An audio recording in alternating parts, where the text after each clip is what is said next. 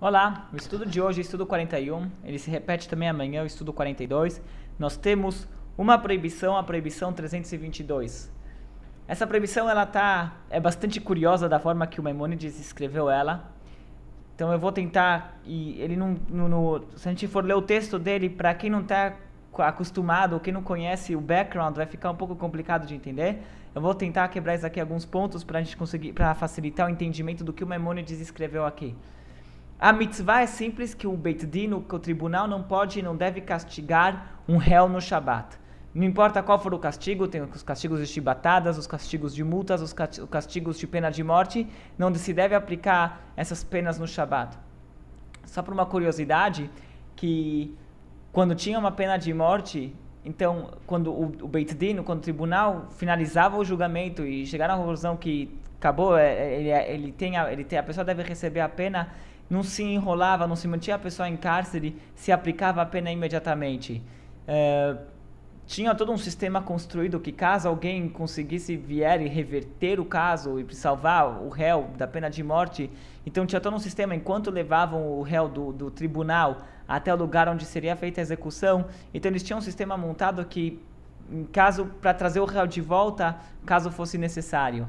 Mas uma vez que foi concluído o julgamento e foi decidido pela maioria dos juízes, uma maioria ampla, a gente já viu aqui em outras leis em relação a como aplicar a pena de morte, então tinha não se enrolava o caso. Mas aqui ele fala que se chega ao Shabat, a gente deve ir no Shabat, a gente não pode julgar, não se deve castigar. E ele cita, inclusive, no final, ele traz do Talmud de Jerusalém, são conhecido que tem 2 Talmuds, do Talmud de Jerusalém, que não se deve, inclusive, julgar no Shabat. Mas então a proibição, da forma que o Maimônides escreveu aqui, proibição 322, é a proibição do castigo, aplicar uma pena no Shabat. De onde que nós aprendemos isso? Porque ontem, no estudo de ontem, nos estudos anteriores, nós mencionamos que são 39 atividades proibidas de realizar no Shabat. A Torá, quando ela falou não faça um trabalho no Shabat, ela não especificou qual é o trabalho, ela não falou o que não podemos fazer, só não trabalhe. O que é um trabalho? Então nós tivemos que nos basear, e nós temos na tradição oral, que são as 39 atividades que estavam vinculadas com a construção e o funcionamento do Mishkan, do tabernáculo. Agora, a Torá ela escreveu talvez 2 atividades as quais são proibidas no Shabat. Uma delas é, não acendereis o fogo. Você não pode acender fogo. Lotevaru esh, não deve acender o fogo. Foi uma única atividade que a Torá ela falou, olha, vocês têm 6 dias vocês vão trabalhar e no 7º vocês vão descansar, não acendam fogo no Shabat. Então, como a questão no Talmud, por que esse de não acender o fogo foi selecionado, porque ele foi identificado de todos os outros, porque a Torá ela resolveu escrever justamente esse e não os outros. Então, uma das interpretações que nós temos sobre o não acender o fogo não é que a Torá ela simplesmente estava falando não acende o fogo e parou por aí. A Torá estava falando você não pode fazer os trabalhos, nem mesmo num caso que para realizar uma mitzvah, quando o Beit Din no tribunal tinha que aplicar uma pena, era uma mitzvah para o tribunal, nem no caso que aqui tem uma mitzvah envolvida, você deve acender um fogo no Shabat. Então, você não deve acender o fogo, porque o Shabat ele vai ter precedência ao acendimento do fogo, ao castigar o réu. Então, nem mesmo no caso de uma mitzvah, você pode acender o fogo, quanto menos para uma necessidade particular. Depois, teve uma outra discussão no Talmud, se a trabalho de acender o fogo, essa atividade de acender o fogo, ela difere das outras pelo fato dela estar separada, pelo fato da Torá ter identificado ela. Porque temos 39 atividades proibidas e as penas para as proibições do Shabat são praticamente em todas as atividades. Com alguém que transgride uma das 39 atividades no Shabat, a pena descrita, as consequências descritas na Torá são basicamente claras. Se foi de propósito e teve advertência e tudo mais, então a pessoa ele tem a pena de morte de uma das formas específicas de pena de morte.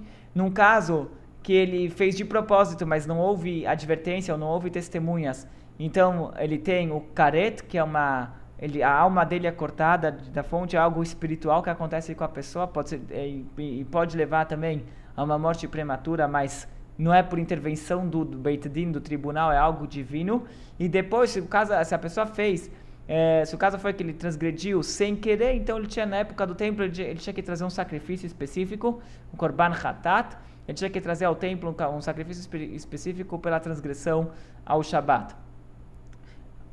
Certos sábios falaram isso em todos os 38, em todas as 38 atividades proibidas, mas no acender o fogo, pelo fato que a Torá especificou ela separou, identificou essa atividade e separou ela das demais, quer dizer que ela é diferente, quer dizer que as punições dela são diferentes. Essa é uma opinião no Talmud, que no final não foi aceita pela Halachá, mas o Maimônides mencionou ela aqui, por isso eu estou explicando.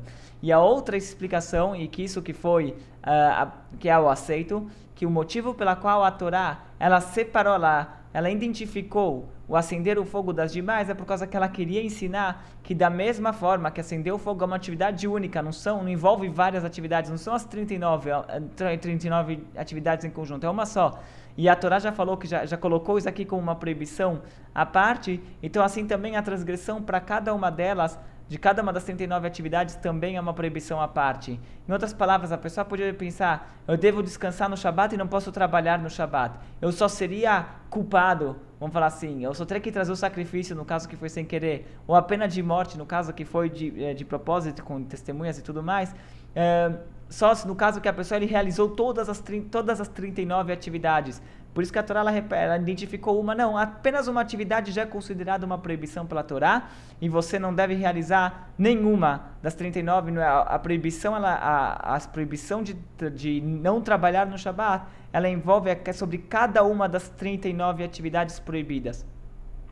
Mas não são 39 proibições diferentes, é uma proibição só. De qualquer modo, só para finalizar, o estudo de hoje temos uma proibição, a proibição 322, e que é a proibição do Beit Din, do tribunal, aplicar penas no Shabat. Isso eles aprendem daquele versículo que está escrito, não acendem o fogo. Se até mesmo o fogo do Beit Din, de um castigo, de algo que era um interesse nacional, podemos talvez dizer, não se deve fazer no Shabat, quanto mais quando fosse um fogo particular ou qualquer atividade de Shabat que seja para um interesse particular. Essa é a mitzvah desses 2 dias 41, do estudo 41 e 42.